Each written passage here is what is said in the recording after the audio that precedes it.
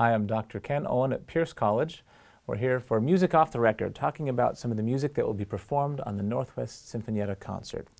This concert has Mozart on it and his last symphony of that. So we'll talk about his 41st symphony, sometimes called Jupiter. We'll talk about why I have a question mark there in a little bit.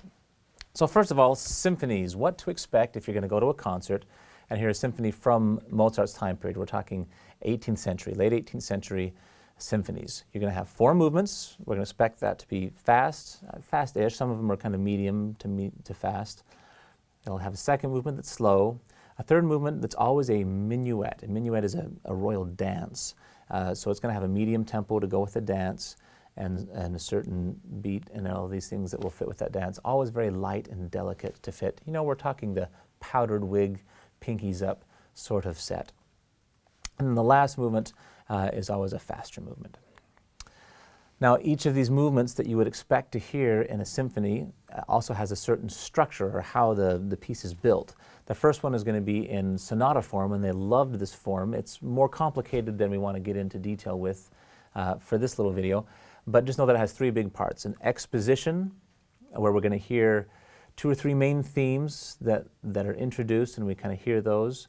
And then we'll have a development where those themes kind of move around in different key changes and get broken up and messed around with.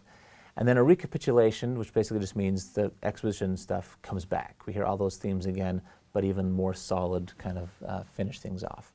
So we always get a first movement, kind of fastish in this sonata form. Second movement, we would expect something a little simpler, often just A-B-A, meaning an A section and then contrasting music for a B section and then back to the A, which is kind of what our sonata form, expo, development, and recapitulation is like, but it's more complex. A, B, A would just be much simpler. Or a theme and variations might happen for a second movement.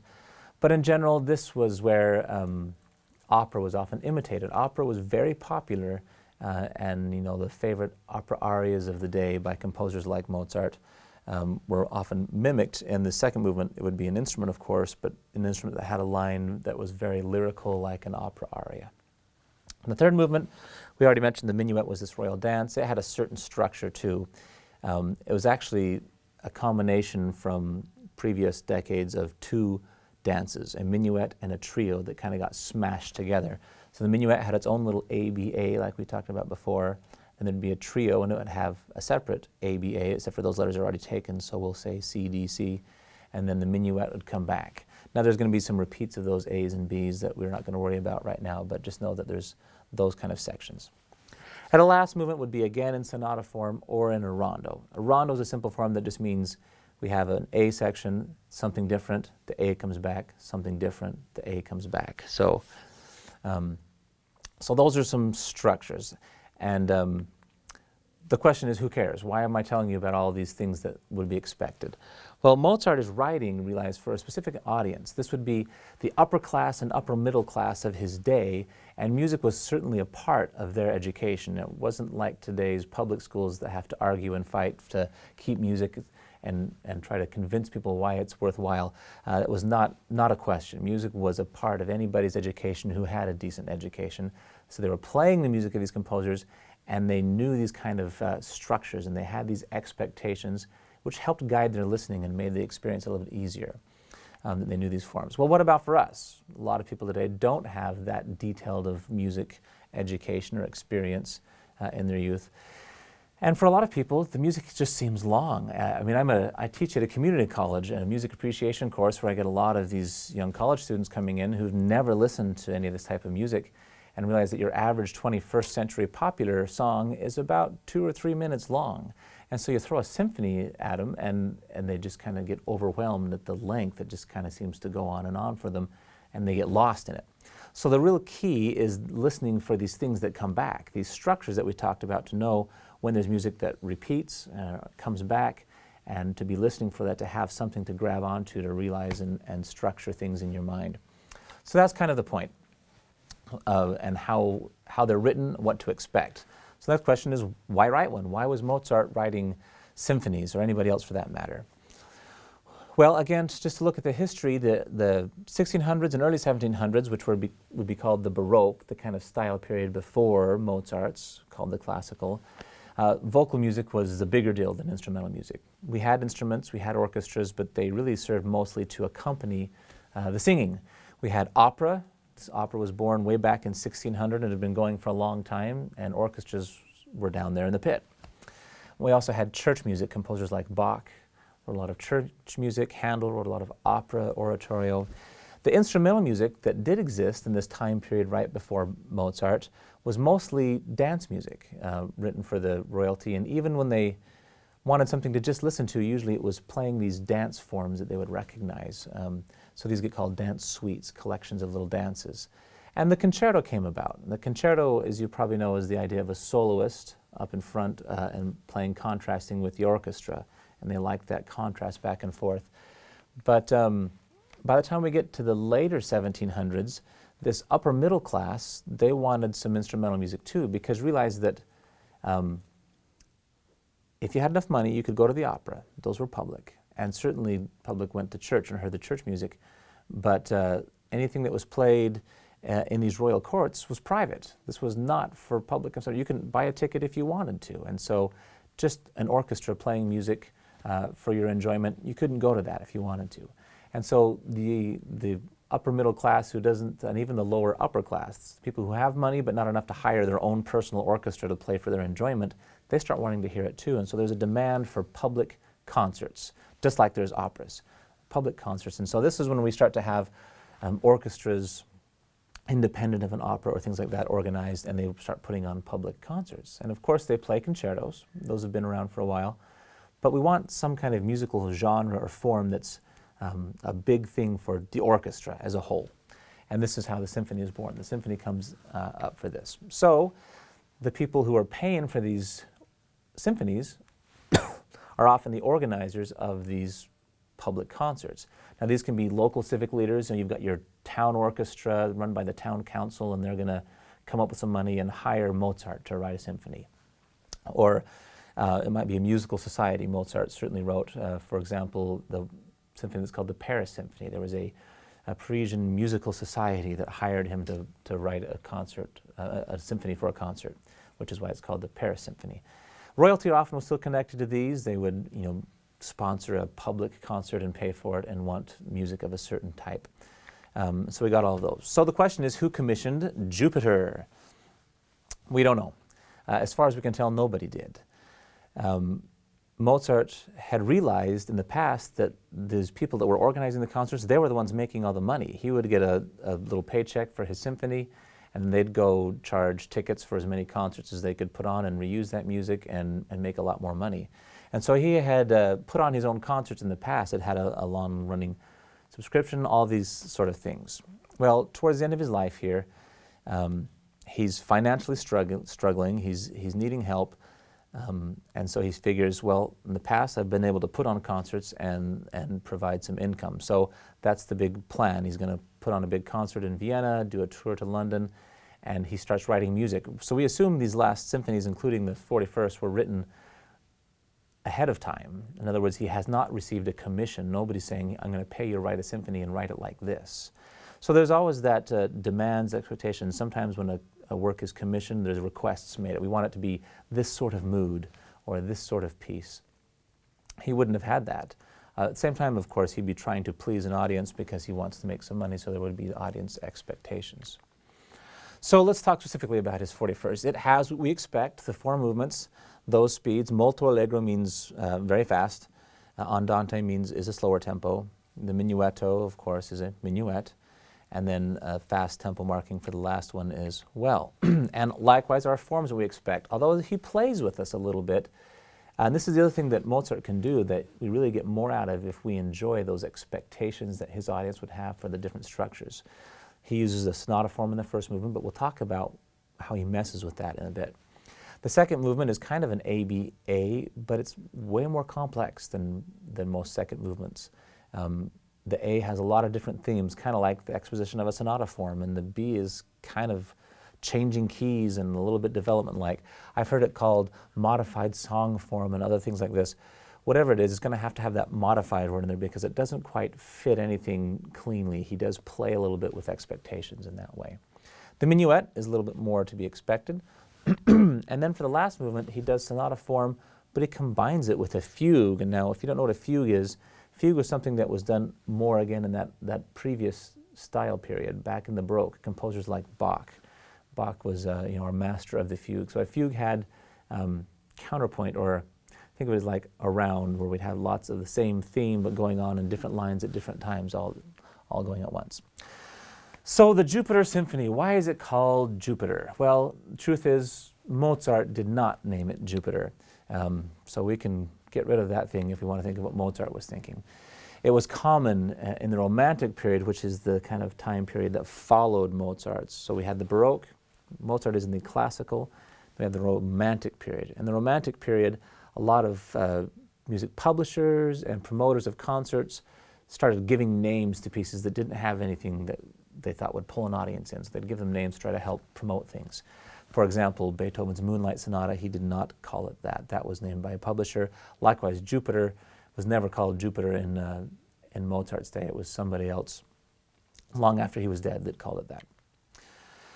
Why Jupiter? Well, I guess partially the grandness of this piece and the energy of that last movement seemed to prompt the name of the Roman god Jupiter. Mythology was very popular in Europe through that time. So let's take a look at some of our specific movements and what we can listen for and listen to in this symphony. Our first theme has real contrast within itself. It's these big, booming C major chords, and then a little, very kind of martial, military sounding, and then this little kind of plainting, just kind of climbing up and ascending.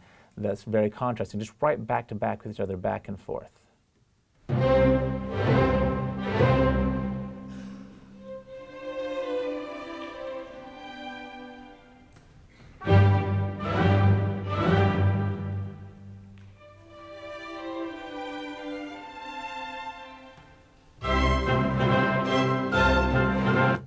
So once it gets rolling, it gets into that big, grand, part of why it's called Jupiter, martial sort of sounding thing. Then it hits the second theme, and we expect this. That sonata form usually has the more aggressive first theme, and then it gets to a more lyrical second theme.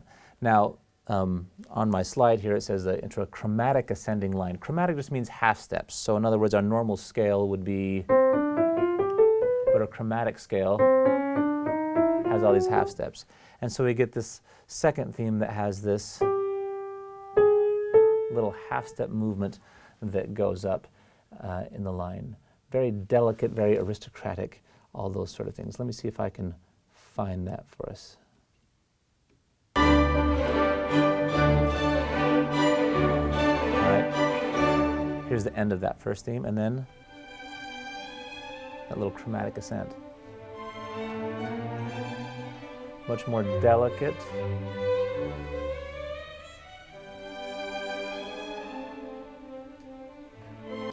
Around Mozart's time and later, it started being known as the first theme was called the masculine theme, and the second theme was called the feminine theme. Probably not politically correct today, but certainly the first theme tended to be more aggressive, second theme tended to be more lyrical. Then something that's very unusual, and this is where we're talking about that Mozart takes what his audience expects. The sonata form is supposed to have a first theme, supposed to have that lyrical second theme, and then it's supposed to have kind of a theme that just wraps things up and moves on. And instead, he sticks in a tune that he'd written years before. And it's an aria tune from a comic opera. And what's really even more bizarre, it's not one of his well-known successful operas. It was somebody else's opera, and they asked Mozart to write an aria for the baritone to stick in this opera. So it was a little one-of aria written for somebody else's comic opera. And he takes that tune and sticks it in after this, all these other themes are in there. Un bacio di mano is the name of the original aria tune. This particular recording that we'll listen to actually takes it, and this conductor has decided to slow the tempo suddenly of the symphony down so that you hear this opera aria kind of in its original tune, and then he speeds it back up to try to highlight the fact that it's there and that it's very unusual, doesn't really belong there. See if I can find it. Oh, that's it, but let's get into it.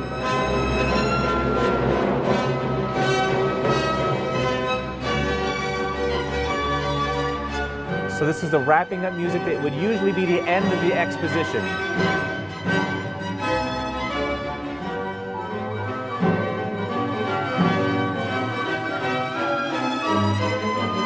And we'd expect it to wrap up and move on to the development. And suddenly, instead, here's a little opera tune.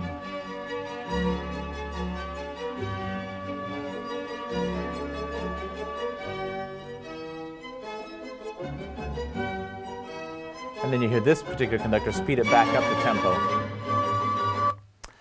So, we don't know why he stuck it in there. Again, it's certainly very unusual.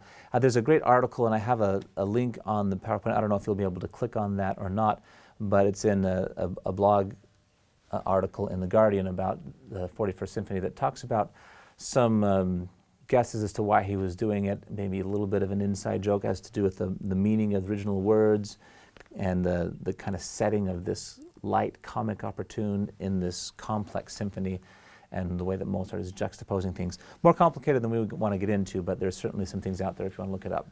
So he's playing with our expectations, or at least with his audience's expectations, by inserting some unusual music. But he was an opera composer. Of all the things he did, opera seemed to be the thing that he enjoyed composing most, what he would get most excited about. And as we move into our second movement, we still hear Mozart, the opera composer. We have this opening theme.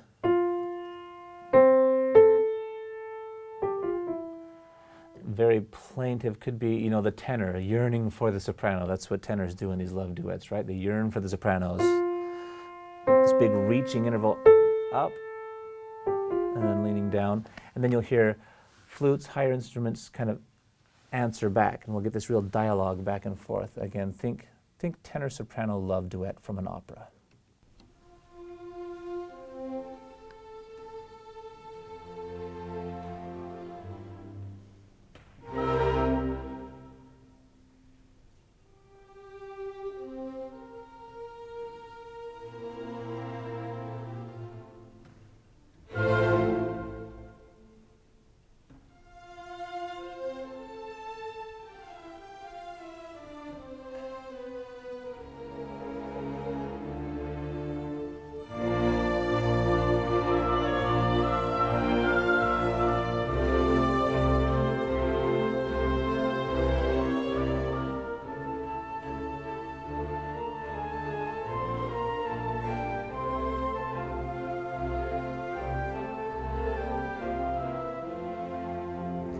So here's our tenor or baritone, and here's our soprano answer. The busy little notes. He's still trying. Her answer again.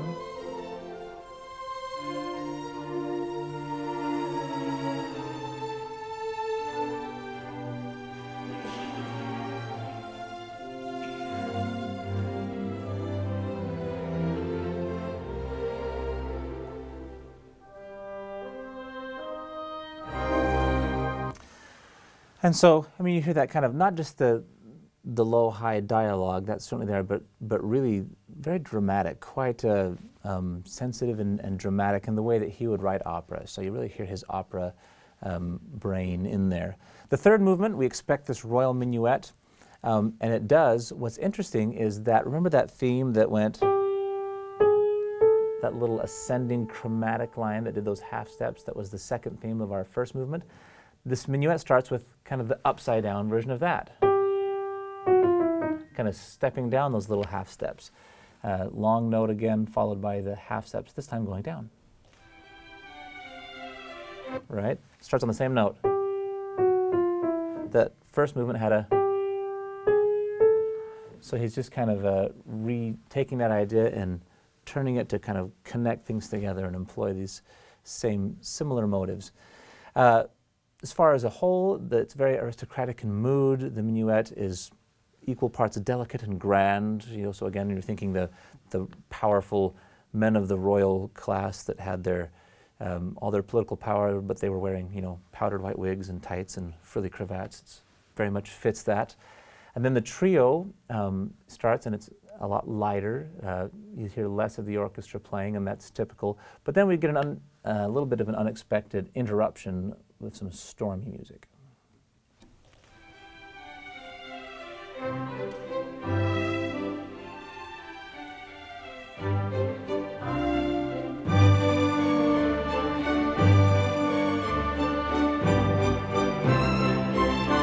So that's the end of the little A for the minuet, and it's going to repeat that A.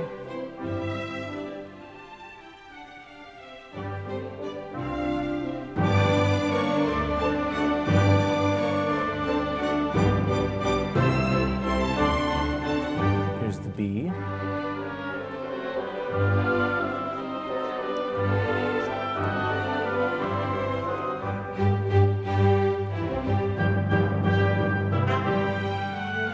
The A again, modified.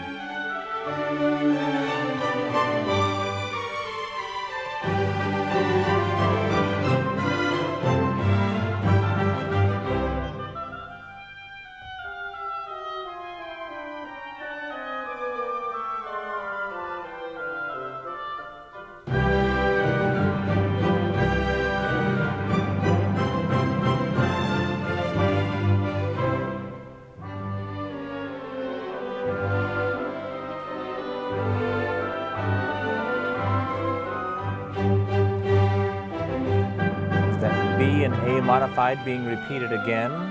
When we get to the end of this, we'll move into the trio.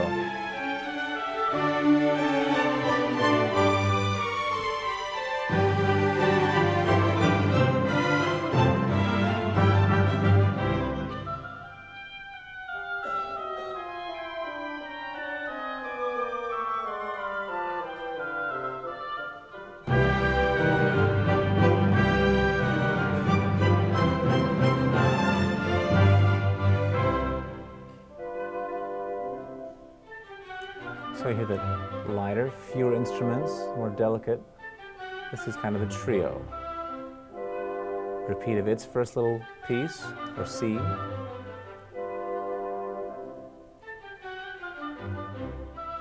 And this is the unexpected part. So it's just that it's the middle, the letter D, if you will, from our old diagram of the trio. But usually that whole trio would be light and delicate. So he's trying to do a little bit of that, deny or give you something a little unexpected to keep his audience on their toes. And so just having that middle of the trio suddenly be a big, stormy minor chord is a little unusual. Moving on to our last movement, perhaps one of our most interesting things on the concert here. A couple of things about it. First of all, the beginning, perhaps influenced by the success he had in Paris. Remember we talked about he went to Paris on a job search. He wrote the Paris Symphony then.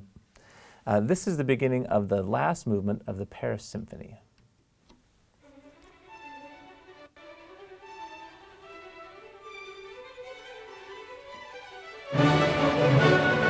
Now, Mozart, in writing letters to his father about that symphony, talked about how the Parisian Musical Society that commissioned him to write this work, they liked their finales to start with a big bang, and they really expected that, and he knew that, and they knew that he knew that. But he wanted to play with them a little bit, so he started, if you notice, that started with just string instruments rushing quite soft, right at the beginning of that last movement when they wanted a big bang for a finale. And he writes to his father and talks about how it was great. It started and people, you heard the murmuring in the audience and even the starting of complaints and boos, and then suddenly it boomed to give it to you again. Soft rush. Where's the big bang? And they all start to get worried and complain and ready to boo, and then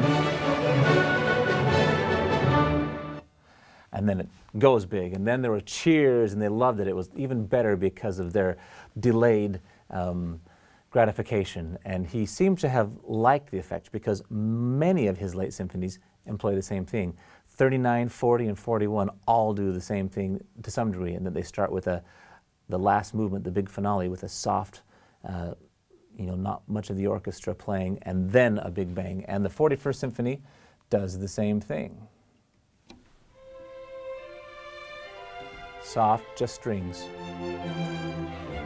And now we get it loud.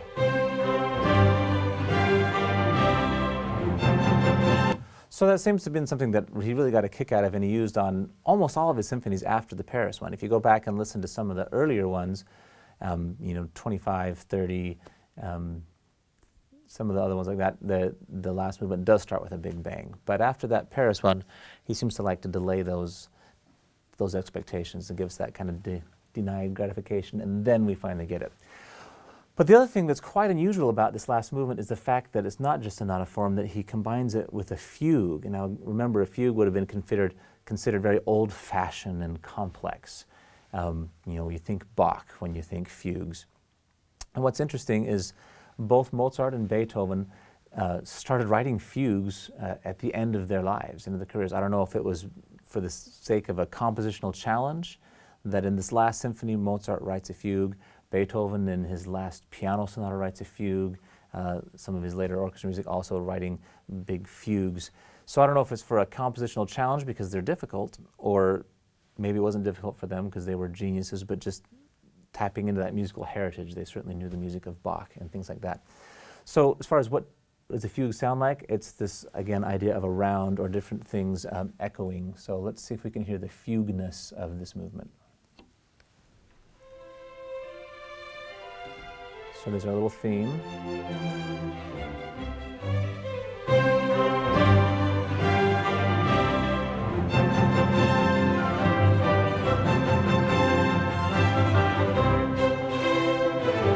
So far we're just getting our typical first theme of a sonata form.